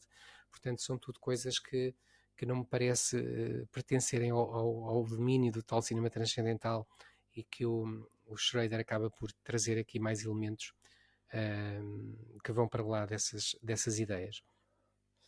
Não sei se concordas, o Schrader transcendeu o próprio cinema transcendental. Não, eu concordo plenamente e de facto, António, tens toda a razão e foi muito bem observado isso de que a profissão ou a ocupação de cada protagonista é uma metáfora e é sobretudo uma cópia quase precisa daquilo que são, de certa forma, os pontos fracos e os pontos fortes de cada personagem. É isso, por exemplo, o Master Gardener é um ótimo exemplo, não é? Ou seja, estamos a falar de um protagonista que tem um passado associado ao suprematismo branco, ao racismo, etc., como disseste, António, focado original da América. Então ele escolhe um trabalho, não é? Ou seja, uma ocupação em que, na verdade, ele tem que ser calmo, paciente, aqui à semelhança da Card Counter, tem que respeitar a ordem da natureza, não é? Quase como se houvesse uma ordem que ele tem que respeitar e não pode inverter e não pode sobrepor. As plantas é que têm sempre razão. A questão das sementes, não é? Há essas duas grandes citações, não é? Acho que é a semente do mal é a mesma semente do amor. Quando ele está a falar sobre as tatuagens e porque é que não remove as tatuagens, porque ele diz que são sementes e as sementes ficam para sempre, não é? Até germinarem. É o que o José estava a dizer. As ideias podem ser ideias adormecidas, é quase como se ele não conseguisse afastar o seu passado, e não consegue mesmo. O final reflete isso, não é? Passa o filme todo a fugir de um passado violento, e o final do filme é ele outra vez a cair em hábitos violentos, não é? Mas ainda assim, peço desculpa, Tomás, só uma interjeição. Mas eu acho que há uma certa subversão aí, porque, especialmente depois de ter visto o The Card Counter, eu penso que a nossa expectativa enquanto espectador é que a coisa vá muito mais longe do que aquilo que vai. Sem não é? dúvida. E eu penso que há uma certa contenção e até o próprio meter da arma na mão dela é uma espécie de confirmação de que eles estão no caminho certo, não é? Sem dúvida, ou seja, por isso é que eu concordo contigo quando dizes que estes 3 filmes vão se tornando cada vez mais positivos ao longo da trilogia. Porque o primeiro não tem propriamente isto, o segundo já tem um bocado, e o terceiro é isso. O terceiro é quase como se, ok, ele cai nesses hábitos violentos, mas já tem uma outra lucidez sobre o assunto, uma outra consciência, ou seja, é quase como se ele fosse lúcido sobre o próprio problema e o próprio vício, não é? Enquanto ele antes, o passado, enquanto supremacista branco, ele simplesmente era violento de forma inconsciente. Ele aqui foi violento de forma consciente, e isso é diferente. Aliás, é radicalmente diferente, mas sim, era só para ilustrar de que no caso da Master Gardener, a ideia de que uma semente tanto pode tombar para um lado como tombar para o outro é um bocadinho o próprio personagem. Essa ambiguidade por onde a coisa vai. O da Card Counter, essa obsessão com a organização, com a metodologia, com essa ideia de contar cartas que vem muito da rotina, mais uma vez, dos rituais. Ele próprio tendo tido um passado enquanto torturador profissional, portanto, dentro do exército americano. Mais uma vez, uma crítica aqui aos Estados Unidos. Lá está, essa ideia que já está fora do cinema transcendental. E no First Reform, não é? Estamos a falar de alguém que começa o filme por se distanciar destas questões mais mundanas, como as alterações climáticas, não é? Aliás, nós vemos isso nas conversas terapêuticas que ele tem com o outro rapaz, não é? E assim, totalmente dominado pelo desespero e pela angústia das alterações climáticas, ao ponto de se suicidar, mas ele próprio depois deixa-se dominar por isso, e assim, eu acho que é o filme mais negro dos 3, concordo contigo, António, ao ponto de ele estava pronto para tomar a sua própria vida. Aliás, começou por tomar a sua própria vida e a vida de outros, depois era só para tomar a sua própria vida, e depois um final ambíguo que nós não percebemos onde é que ele vai dar. Mas claramente deixou-se dominar por isso. E isto dentro de uma profissão, que é a profissão de um padre, não é? De um reverendo, e é o conflito em que ele entra com a própria ocupação. No Master Gardener também vemos isso, não é? Ou seja, a certa altura ele duvida um bocadinho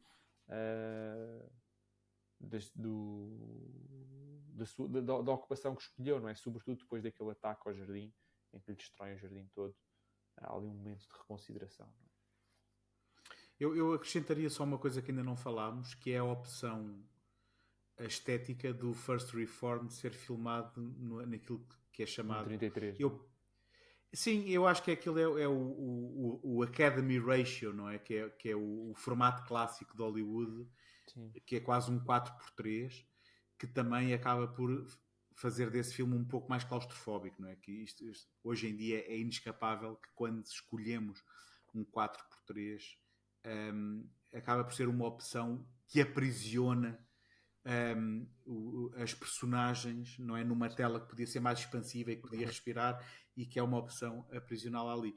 Coisa que depois não se repete nos outros dois. Sim. Mas segundo o Paul Schrader, portanto, a escolha dele por usar esse rácio teve mais a ver com o evidenciar das formas verticais do humano. Ou seja, eu concordo contigo, a claustrofobia está lá presente e de facto faz muito alavancar a própria angústia dos personagens. Exatamente. Mas segundo o próprio, foi para evidenciar a forma humana, as linhas verticais da forma humana, e ele diz que até se inspirou num filme relativamente recente, no Ida. Sim. Que é um filme de 2013, que até ganhou o Oscar. Sim, um filme que ele e portanto, bastante, sim, a inspiração até foi relativamente... Inspiração aqui, com aspas, até foi relativamente recente. Mas segundo eu li, a inspiração foi essa e a razão foi mais esta, de evidenciar as linhas verticais da figura humana. Mas claro que funciona, segundo o que tu disseste, eu concordo plenamente.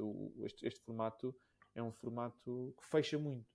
Curiosamente, o primeiro plano do filme é talvez um plano muito em aberto. Eu não sei se vocês lembram do primeiro plano do First Reformed. É a igreja, não é? É aquele zoom in na igreja, que é curioso. Eu de facto senti que estava logo mais dentro da imagem com esse zoom in num 4x3 do que se tivesse sido num formato mais panorâmico, tipo 16:9 ou até 21:9. Voltando à mulher e ao papel redentor, fazer aqui uma breve passagem. Eu entendo com toda a ambiguidade final do First Reformed. Há, no entanto, um momento um momento-chave, que é quando o Padre Toller aparentemente está numa missão suicida e vai entrar na igreja e se calhar arrebentar com toda aquela gente, porque está lá muita gente que ele acha que são maus para o mundo. Muda de ideias no momento em que vê exatamente a protagonista feminina.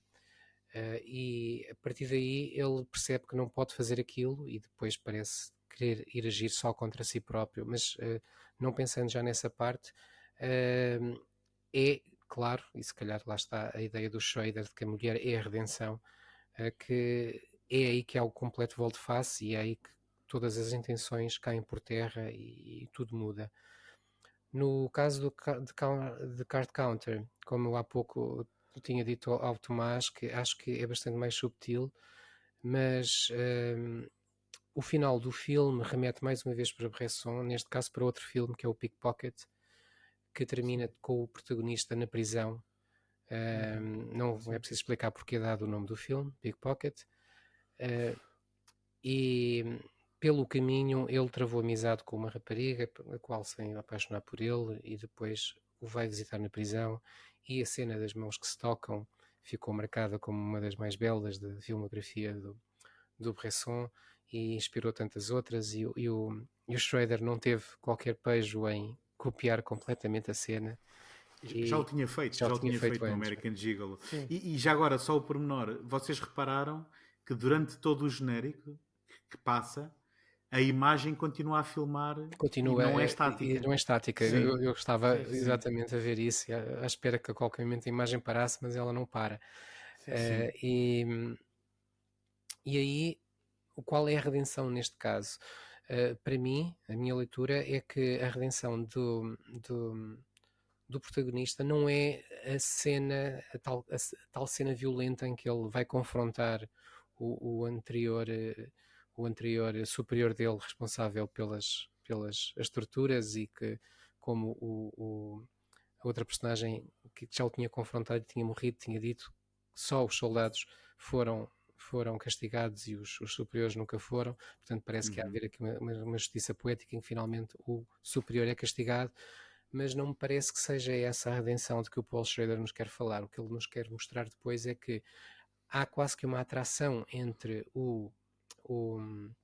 a personagem do Oscar Isaac e a prisão. Ele começa na prisão e acaba na prisão, e ele confessa-nos que se sente bem na prisão, ao contrário do que alguma vez pôde pensar, se sente bem com a rotina, com a estabilidade, etc. Só que o que muda nesta segunda estadia dele na prisão é que ele tem alguém do lado de fora que espera por ele. E é ao perceber isso, e ao sentir essa alegria de ter alguém que vai estar a esperar por ele, que ele muda. E ao mudar, ele atinge essa tal redenção. poderíamos nós imaginar que ele a partir daí tem outro propósito de vida, não é simplesmente aquela vida amorfa de jogo para coisa nenhuma, mas sim algo mais. Finalmente, Isso poderia-se dizer o que tu acabaste de dizer, essa ideia de a mesma vida, mas diferente porque deseja-se agora algo mais, poderia-se ser o mesmo dos três protagonistas. sim, É como se todas as histórias fossem cíclicas, é aquela coisa de sim. voltar ao mesmo lugar, mas com um mais, não é? Sim, e é exatamente isso é que acontece no Massa E é Garden. isso nos três. Sim, nos três. Porque nós estávamos aqui a dizer que é o mais otimista dos filmes e onde a tal catarse violenta não atinge as proporções que nós desde o Taxi Driver já esperamos. E na realidade o que me parece que o filme nos diz é que se até ali o protagonista ainda vivia com um passado que não conseguia com o qual ele não conseguia conviver, o qual tinha de ser escondido, quanto mais não seja nas roupas que escondiam as tatuagens, o facto de ele estar no programa de proteção de testemunhas e com o nome falso a viver longe das pessoas que poderiam querer fazer mal, etc. Portanto, ele não convivia com o passado, ele escondia-se do passado. A partir do momento em que ele assume esse seu lado, que é o lado violento, e usa-o para resolver uma situação, neste caso vingar-se daqueles que foram destruir o jardim, e ele percebe que consegue controlar-se, ele passa a ser outra pessoa, e a partir daí ele aceita-se como pessoa, ele chega à patroa e impõe regras, e mostra ao mundo que afinal ele quer viver uma vida normal, tem uma companheira, mostra a companheira ao mundo, e a partir dali tudo parece ficar igual, porque ele volta a ser o jardineiro do mesmo local, mas tudo é diferente porque ele agora já pode viver de outra maneira, porque já se aceitou a si próprio. É essa a redenção dele. Sim, a patroa que de certa forma era uma âncora ainda à vida anterior, porque dá-me a sensação, sim. Eu não sei se vocês tiveram a mesma leitura, mas dá-me a sensação que a personagem da Sigourney Weaver também teria algum tipo de ligação à supremacia, até com aquela questão da Lugar, aquilo. Sim, houve ali indícios que para mim. Sim. Aliás, menos... até quando ela refere a sobrinha, refere imediatamente que é birracial e, portanto, parece-me que há ali também da parte dela ainda algumas ligações a esse mundo. Deixem-me só adiantar. Desculpa, António. Ou pelo menos, se não for tão forte ou tão linear, que fosse algo como eu sei quem tu és e aceito-te e sou a única pessoa no mundo que te vai aceitar como tu és. Portanto, isso é mesmo dito de forma explícita. Portanto, estás sempre aprisionado ao teu passado e a mim. E a partir daquela altura ele diz, não, tenho já quem me aceite e tenho... Eu acho que aquela arma não é acidental que ela a tenha como uma herança de família, mas eu só queria adiantar que eu acho que vocês, com esta vossa leitura, acho que acabaram de me convencer que o final do First Reformed é literal. Porque eu não sei porque a minha leitura sempre tinha na minha cabeça, e lá está, eu se calhar estava a esticar a corda em demasia, de que aquilo era tudo uma fantasia de alguém que estava prestes a carregar no botão para explodir aquele colete. Mas a leitura que vocês acabaram de fazer, realmente, e sendo que nós estamos a colocar um laçarote à volta destes três filmes como um todo, realmente essa coisa do final voltar ao início, mas com algo mais, não é? Acabam por me convencer, acho eu, de que se calhar aquele final é literal. Eu acho é que nós, enquanto espectadores, temos alguma resistência a algo que parece ser demasiado romantizado ou que parece ser quase demasiado melodramático e que parece estar fora de tom. Mas eu acho que também não há mal nenhum em abraçar isso, porque honestamente aquele final do First Reformed parece-me mais da natureza do melodrama do que daquilo que veio antes. Sim. Eu não consegui aceitar como completamente literal, mas não sei. Enfim, eu agora estou mais inclinado. Ainda assim, acho que ainda não falámos de que 2 destes filmes e o terceiro está lá muito perto, têm aqui alguns momentos de realismo mágico, não é? Pelo meio, que também é um toque muito interessante. Que no caso do First Reformed é aquele ritual, aquela levitação, exatamente, aquele ritual levitação cósmica de contacto físico em que o Padre Toller decide, digamos, substituir o marido da personagem da Amanda Seyfried e que os leva por uma viagem cósmica, como acabaram de dizer e muito bem. No Master Gardener, curiosamente, depois também de um contacto físico e sexual, há então todo aquele florir daquelas flores naquilo que é o caminho que eles estão a fazer estrada, de volta, sim. digamos assim, pela estrada fora. E no Card Counter, sendo não tão mágico do ponto de vista fantástico, mas também é mágico do ponto de vista daquilo que acaba por representar as personagens e, curiosamente, o primeiro momento de contacto físico entre os dois, quando eles, de uma forma bastante romântica e até bastante, digamos, quase ingênua, não é? Dão a mão, não é? Que é eles a passearem naquele jardim de luz que acaba por ter a mesma função, acho eu, das outras duas cenas dos outros filmes. Sim. Que eu penso que... Enfim, não sei se vocês... Como é que vocês encaram? Eu acho muita piada a estas cenas, a estes pequenos momentos. Sim, são pescadelas de olho, não é? Sim. E são explícitos porque estão nos filmes todos. Portanto, é uma intenção aqui de dizer mais qualquer coisa.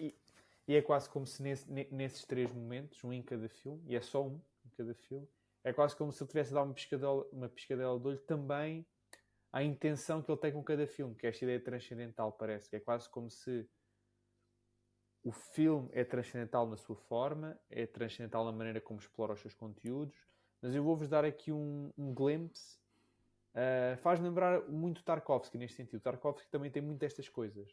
Do nada temos um filme muito sério, lento, que desenvolve de forma muito ascética, e depois há momentos assim deste realismo mágico ou deste surrealismo assim extraordinário, de transição, por exemplo, de sépia para cor, como aquela casa a arder no último filme dele, não é? Sim. Portanto, o Tarkovsky também tem disto, e isso tem um propósito, que é como se ele, durante um momento muito breve no filme, dissesse: é isto que eu quero que vocês se foquem, é nesta dimensão transcendental, naquilo que é invisível, naquilo que em última instância é irracional, não é possível, foquem-se no espiritual.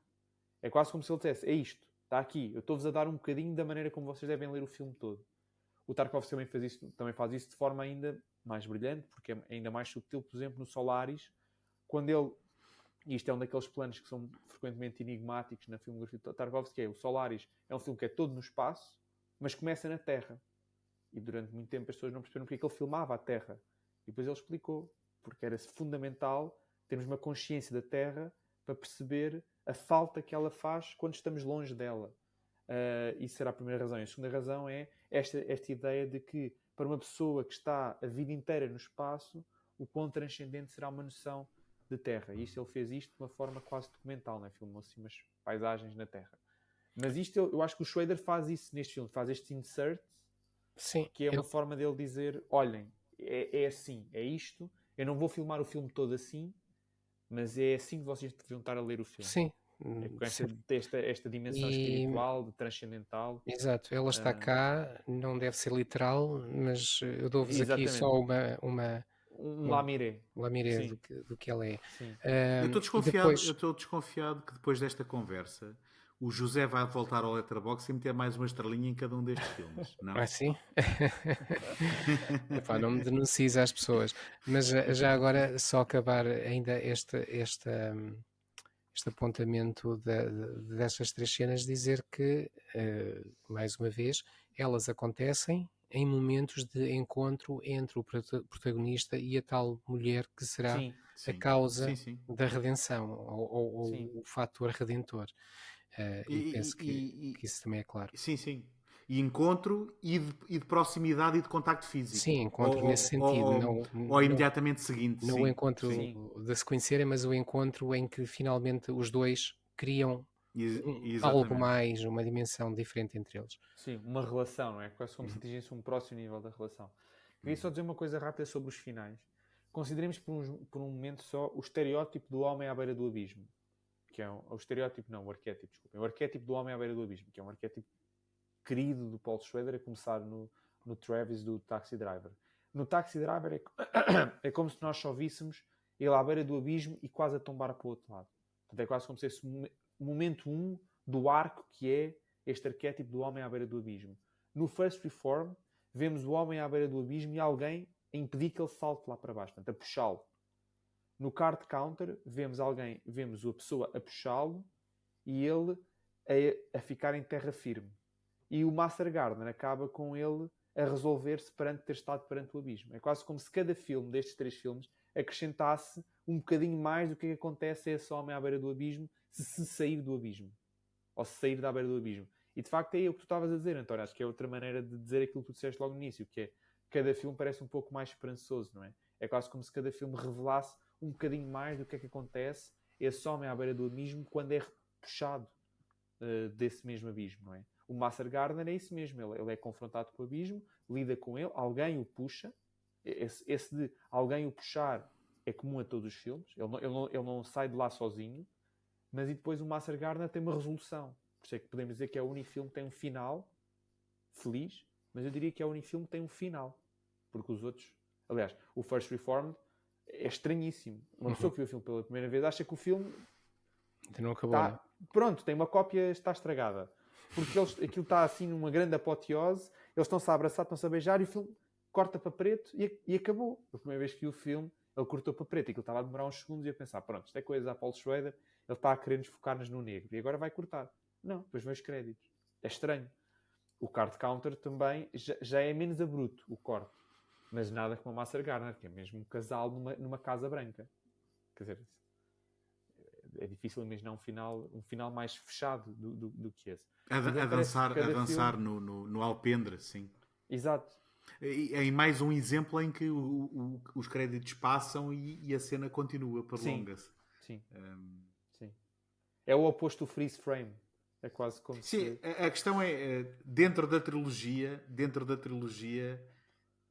se calhar o Card Counter e o Master Gardener estão um bocadinho mais próximos um do outro, não só temporalmente, porque foram feitos em 2021 e 2022, sim. ao contrário do First 2017, mas também no seu formato, sim, digamos assim, de que não é aquele 4x3, e nestes pequenos pormenores acabam por... Sim, mas mesmo assim o dentro da trilogia está um bocadinho mais trilogia... resolvido, não é? Ou seja, sim, o Card Counter, para estar a esse nível, ele tinha de ter saído da prisão e ficar com ela. Uhum. É quase como se ele tivesse parado ainda a meio do processo de redenção / salvação, e o Master Gardener é como se o Paul Schrader mostrasse o fecho desse caminho. Como não tenho nada contra os finais em abertos, para mim o final do Card Counter vale quase tanto quanto o final do Master Gardener, porque não, aqui não é uma equiparação qualitativa. Está tudo implícito já. Sim. É só uma decisão explícita do próprio realizador de querer deixar claro aquilo que, aliás, em última instância já está quase claro no First Reform. Ou seja, parece que é para aí que o filme continua. Mas ele não nos mostra. E no Master Gardener ele decide mostrar-nos. Deixem-me só contar-vos uma pequena anedota, que aquilo que o Tomás disse de que estava à espera que o First Reform continuasse e depois de repente aparece o genérico. Eu conheço quem tenha visto o Pulp Fiction pela primeira vez na SIC, penso eu que foi na SIC que passou pela primeira vez na televisão portuguesa. Okay. E foi naquele período em que eles tinham ganho o hábito de cortar os genéricos, que era para pouparem tempo e passarem para o próximo programa ou para publicidade. E então eu conheço quem tenha ficado à espera que o filme voltasse dos anúncios quando o filme acabou, porque como a gente sabe ele tem aquela estrutura desmontada, não é? Sim. E então isso era uma coisa que nos fazia rir. Era um amigo meu que viu o filme, ou estava a ver o filme acaba e ele estava à espera que o filme voltasse e de repente começa outro programa. E ele ficou, então, mas o que é que se passa aqui? Não vi o resto do filme. Bom, não sei se dissemos tudo o que queríamos sobre os filmes, se avançamos, se voltamos atrás. A questão é se dissemos o suficiente para pôr as pessoas a ver e a pensar estes filmes da maneira que nós tentámos estar aqui a discutir e a falar. Olha, eu estava a fazer a piada com o José porque eu sou fã destes filmes. Eu sou fã destes filmes.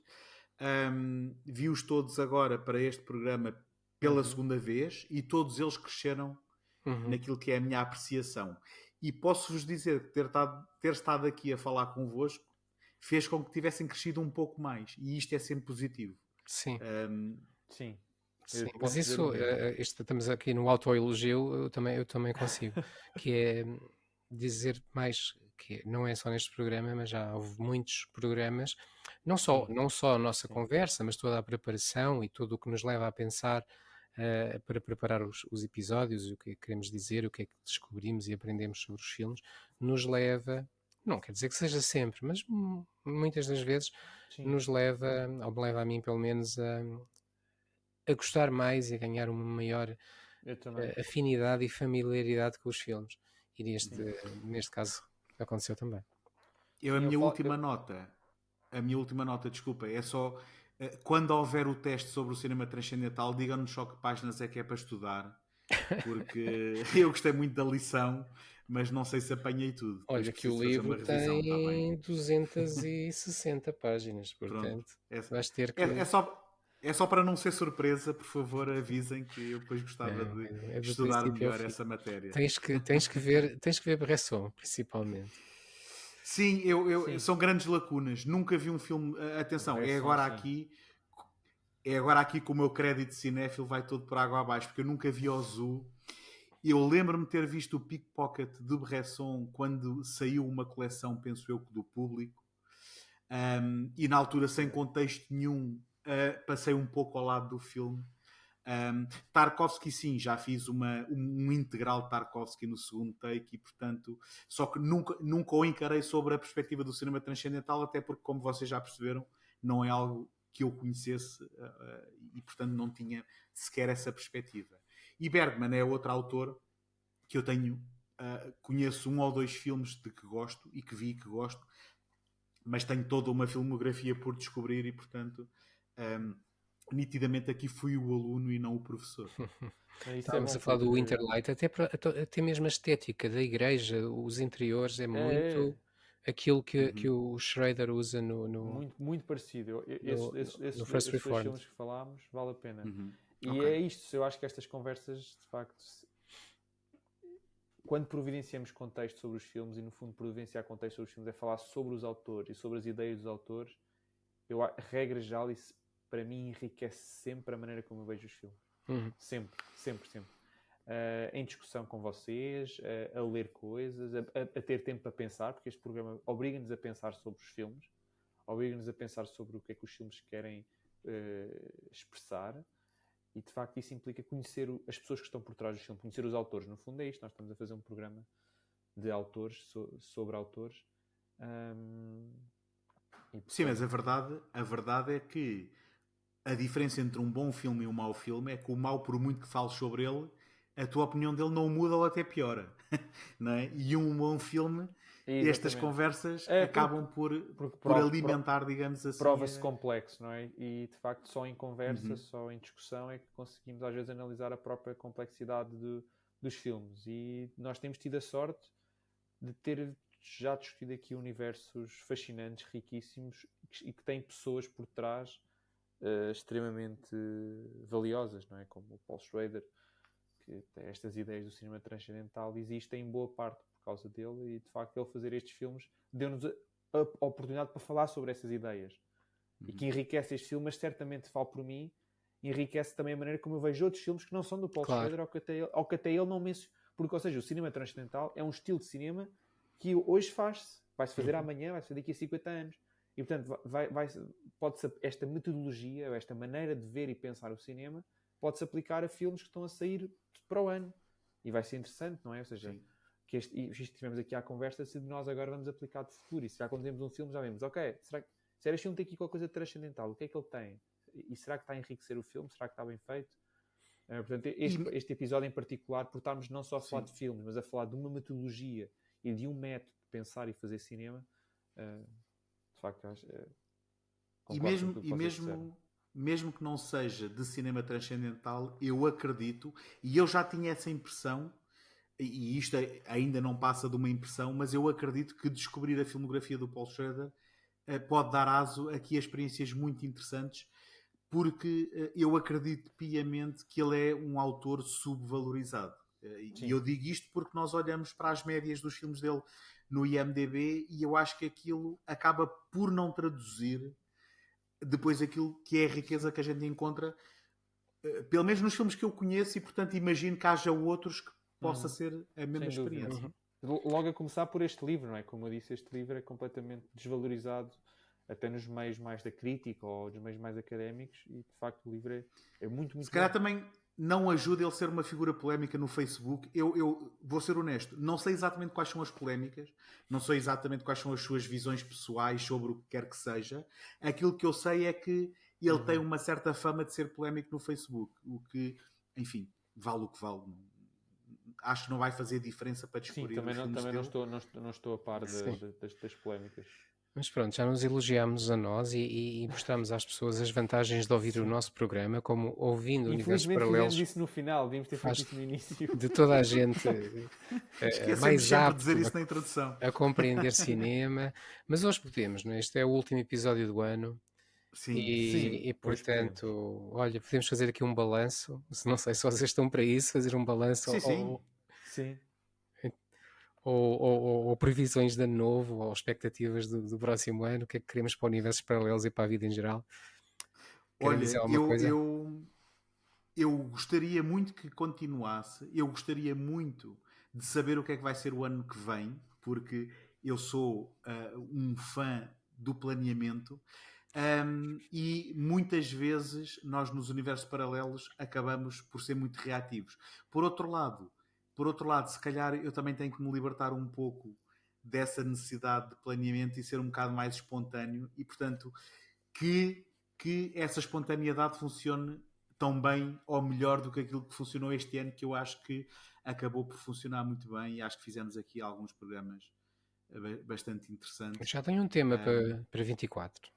Pronto. É Acho só o que que eu todos posso temos prometer, é que já tenho um tema. ou dois temas. O que eu espero para 24 é que possamos trazer mais programas como este, em que esta ideia de universos paralelos já não está tão presa, ou não está apenas presa a determinados géneros cinematográficos, e está, por exemplo, no caso deste programa, claramente o que está aqui em causa é um cinema de ideias, ou de uma determinada ideia sobre o cinema. E façamos mais programas destes, porque certamente há muitos autores por aí que têm trilogias, têm universos cinematográficos concisos, com uma determinada assinatura, com um determinado estilo, com determinados temas, só que se calhar não são de ficção científica, ou de fantasia, ou de terror, ou policiais, ou de ação, ou noir, ou o que seja, e se calhar é uma outra coisa, há uma outra união. E se calhar, pode ser que 2024 traga mais programas assim, sem nunca tornar-se exclusivo do que quer que seja.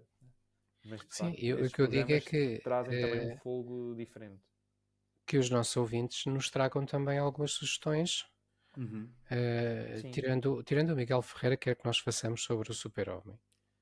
De resto, podem Sim, trazer-nos sim, sim. podem Não, olha, trazer-nos sugestões para onde querem que estes Não universos devíamos ter dito paralelos isto, porque vão, não é? Porque isto dá a ideia de que a única pessoa que nos dá recomendações nós dizemos Tu obrigado, não. mas essa não. Tu não. Os outros não, mas sim. É sempre mas o Miguel é reconhecido como o fã número 1, ou se verdade. calhar até o quarto elemento do universo paralelos, não é? Aquele é tipo o Pete Best Pelo menos num episódio já foi o quarto elemento dos universos ou paralelos. não é o Pete Best, é o George Martin. Ele é tipo o George Martin do universo paralelos. Exato. Mas e desde que a recomendação não seja dividir durante os 12 meses de 2024 por cada fatia de uma determinada década do Godzilla, por exemplo. Porque uma vez falámos na possibilidade de fazer o Godzilla e eu fui contabilizar e eram 30 e tal ou 40 e tal filmes. Portanto, se calhar sim, universos assim mais contidos para poder ser Sim. também gerível. Sim, E já não continuar. temos Mas, idade para... mas podemos já avançar, não vamos avançar temas, mas já temos muitos temas preparados para 2024 e acho que temos aí coisas boas. Ou seja, é engraçado que um programa começou, vai fazer agora, faz agora 6 anos, não é? Começou e isto parece que não se esgota. Se calhar quando começámos, eu vou ser sincero, eu não esperava que o programa durasse 6 anos. Não por simplesmente porque achava que íamos esgotar os títulos e os universos. por outro Até lado, pelo um trabalho que dá a podcast... preparar, não é? Sim, Exatamente. Mas de facto, Mas por outro lado, um podcast é um formato muito, como é que é dizer, fluido.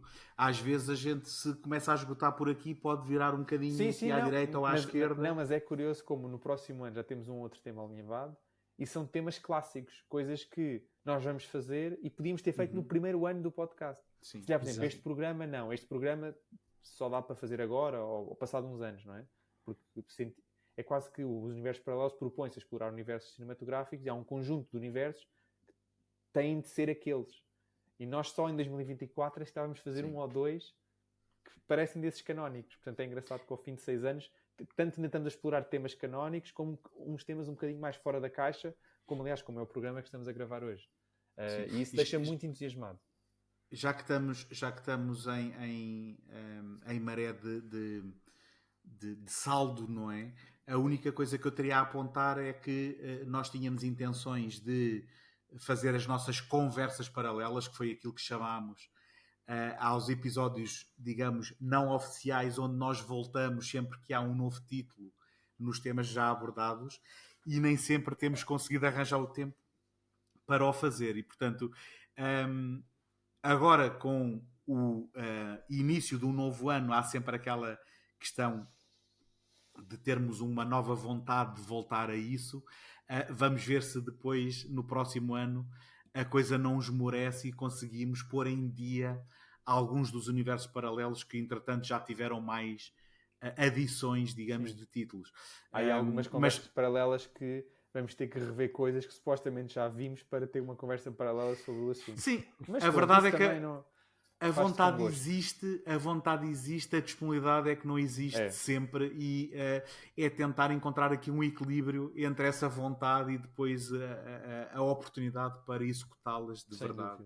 Mas olha, mais uma vez eu culpo os ouvintes. Os ouvintes não nos têm estimulado o suficiente, têm que nos escrever, têm que nos mandar ideias. Eu culpo os ouvintes. Não, eu também estou sempre a culpá-los. Eu não estou a dizer que têm que nos pagar, ainda não estou nessa fase, mas dar ideias e estimular-nos, acho que sim. Sim. E pronto, olha, falando dos ouvintes, como é que eles podem vir ter connosco? Podem nos escrever por e-mail para universoparalelospodcast@gmail.com. Podem encontrar todos os nossos episódios no site universosparalelos.net e podem obviamente encontrar-nos no Facebook e no Instagram, onde podem interagir connosco também, em Universos Paralelos Podcast. E no YouTube. Bem lembrado, Tomás. Bem e lembrado. No YouTube no também canal do Universos Segundo Paralelos. Podem procurar o Universos Paralelos, que com certeza nos encontrarão, e ele reside no canal do Segundo Take. É que só universos paralelos eu faço às vezes essa busca e vou parar em coisas esotéricas daquelas pessoas que estão a dizer que vivem noutros universos. Pronto, então no Às YouTube o mais certo é procurar o @Segundo Take e vão encontrar a nossa lista. Sim. Isto porque, pronto, é importante dizer que às vezes sinto que não mencionamos o suficiente. O Segundo Take agora também existe. O Segundo Take, os universos paralelos também. O Segundo Take também, mas os universos o Segundo paralelos... Take também, quer dizer, o Segundo Take mal existe neste momento, mas também existe no YouTube. Em vídeo. O pouco que existe. Ainda com cenários relativamente de tempos da pandemia, estas webcams, zooms, mas de facto já existe em vídeo para aquelas pessoas que gostam de ter um acompanhamento visual para os seus programas de áudio. Que foi uma inovação deste ano. Exatamente. As pessoas que 23. Gostam de ver, de colocar uma cara na voz, não é? E normalmente depois ficar desiludido a dizer não para o imaginava ano em que eram 2024 assim. Pode ser que a dimensão visual dos universos paralelos atinja assim um nível quase televisivo. Isso é daqueles... Então, acho que sim. Com isto, resta-nos desejar boas entradas, não é? Boas entradas, bom ano a todos. Entrem com o pé direito e especialmente continuem aqui connosco nesta jornada. Nós agradecemos muito. Então, até ao próximo episódio. Eu sou o António. Eu sou o José Carlos. Eu sou o Tomás e até à próxima. Até à próxima. Até à próxima.